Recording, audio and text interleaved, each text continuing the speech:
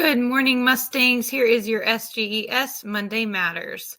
So today we're going to focus on cyberbullying. We know that students need to feel safe in order to learn, and this truly has become an epidemic for our students with devices everywhere, especially in our younger students' hands. What is cyberbullying? It is making threats, intimidating, or bullying others through electronic devices. For our kids, that might mean phones, video games, chats, tablets, even in social media. They have access to so much, especially if it's not really watched very much by their families. Unfortunately, the most common type of cyberbullying are the mean comments made. Girls are more likely than boys to participate in this type of cyberbullying, and sadly, most comments are about appearances.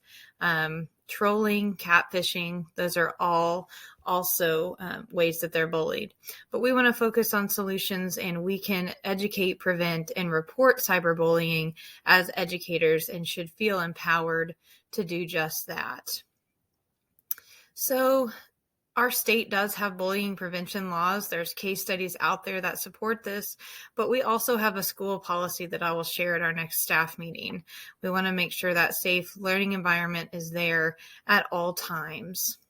How can we help? Of course, we won't be a bystander, but please report it to administration if you hear about cyberbullying. We can work together to gather evidence, and ultimately, if the school learning environment is impeded on, or this type of bullying was committed on a school device, we have to address it. Parents aren't always in the know, but we can help. I think they underestimate the amount of time kids spend on the internet and what they're doing on there. So making them feel heard and understood that we can do this together. Ultimately, we do want to treat everyone how they'd like to be treated, and exclusion cyberbullying is real. Kids that don't have devices are now getting bullied by those that do. And ultimately, some studies show that stricter phone policies actually lead to more cyberbullying reports by principals, possibly because they're in their hands longer during the day, and there is not an exclusion on when they can use them.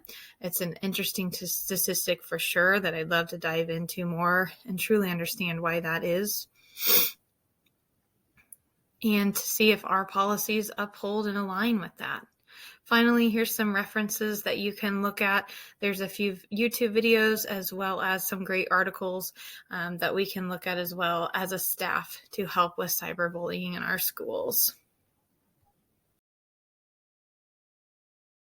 Created using Powtoon.